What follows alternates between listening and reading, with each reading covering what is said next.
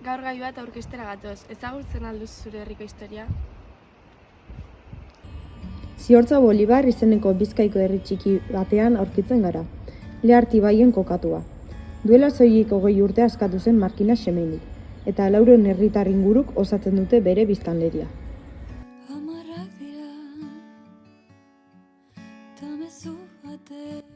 Orain herriko plazan aurkitzen gara. Atzeko hau Simon Bolibarren omenez egindako estatua da. Alboko estatua hau Simon Bolibarrena da. Hego Amerikako herrialde gehienen askatasuna posible egin zuen gizon venezuelarrarena. Pertsonaia historiko oso ezaguna da eta herri txiki honekin lotura zuzena dauka. Hala ere, Ziortza Bolibarko gazteen artean bere historia ez da oso ezaguna. Bakizu nor da Simon Bolibar? Ez dakit zein dan. Horregatik, herriko alkatearekin batzera goaz. Berak kontatuko digu hobeto bere historia eta bere oroimenaren egoera gaur egun. Orain gaude Andonirekin, Ziortza Bolibarreko alkatea, eta galdera batzuk egingo dizkiogu elkarrizketatzeko. Lehenik eta behin, nor izan zen Simon Bolibar? Nola laburbilduko zinuke? Egunon, Simon Bolibar izan zen Amerikarako persona importante bat, batez ere deskolonizazio prozesu bat abiatu zuelako hainbat herrirekin eta Espainiari kendu zizkiolako hainbat kolonia, ez?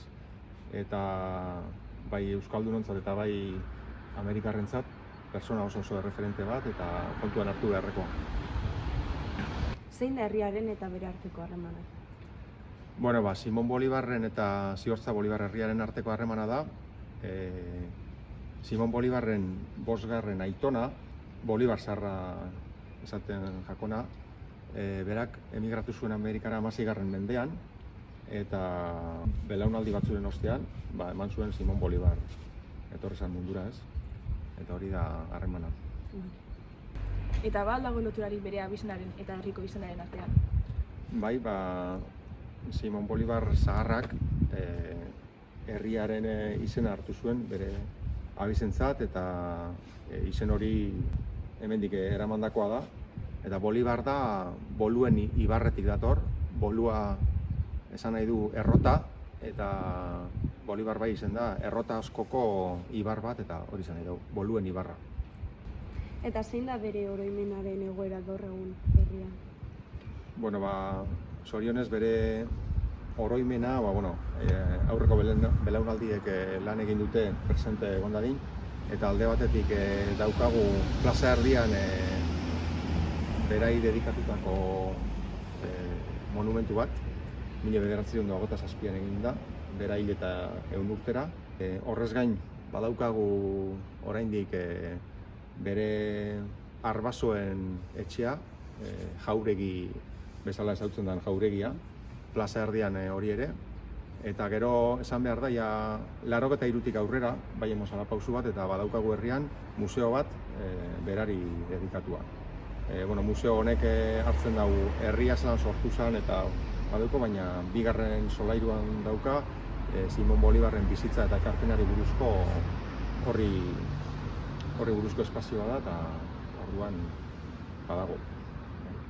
Eskerrik asko gaurkoan gurekin batzagatik eta jarraian museoa joango gara informazio gehiago ukitzeko. Eskerrik asko zeuei.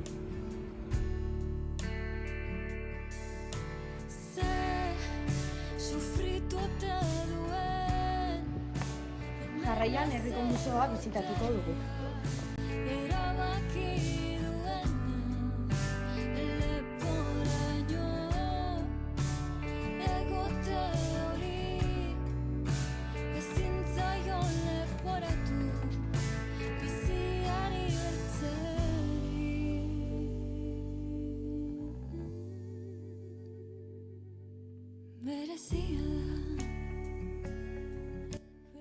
Hemen ikus dezakegu Simon Bolibarren zuhaitz genealogikoa, bere 5. aitona Ziortza Bolibarren jaio zen eta ero Ameriketara emigratu zuen.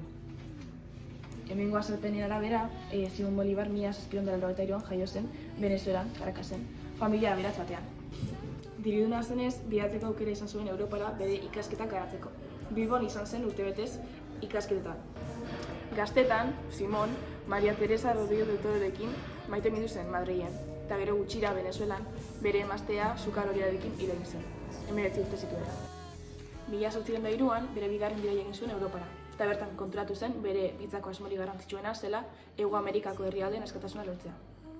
Venezuelara itzuli zen, eta bertan bere abertzaletasuna garatu zuen, gero jarraian kargu politiko handiagoak lortu ahal izateko. Ondoren, Espainiar koloniaren aurkako gerrak hasi zituen, eta horrela deskolonizazio prozesuari hasiera eman zituen. Hemen daukagu Manuel Azaen, Simon Bolivarren mentaloa izan zen, oso emakume garrantzitsua ere bai bere historian, askatzailearen askatzailea deitu zitzaien. Zeren eta guda batean salbatu egin zion Simoni. Honek ere jatorri euskalduna zuen, eta oso emakume garrantzitsua dago Amerikan. Itzelesko genio militar bezala ezagutarazi ondoren, 1830ko abenduaren 17an hil zen, 57 urte zituen. Hauek dira Simon Bolivarrekin harremana duten herrialdeen banderak.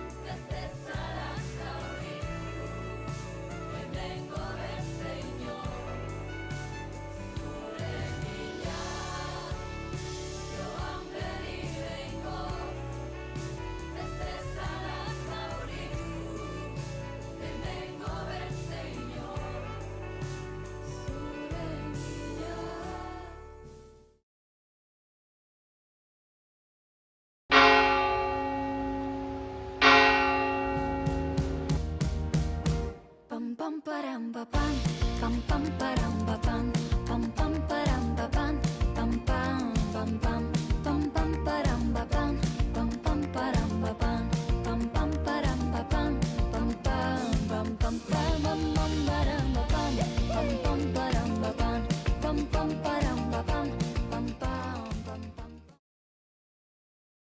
Orain mendira igoten gaudela, galdera bat egin nahi dizuegu. Ez alduzu uste zure herriak ere honelako istorio bat gorde dezakela? Anima zaitez, hizkutuan dauden historia horiek ezagutzera.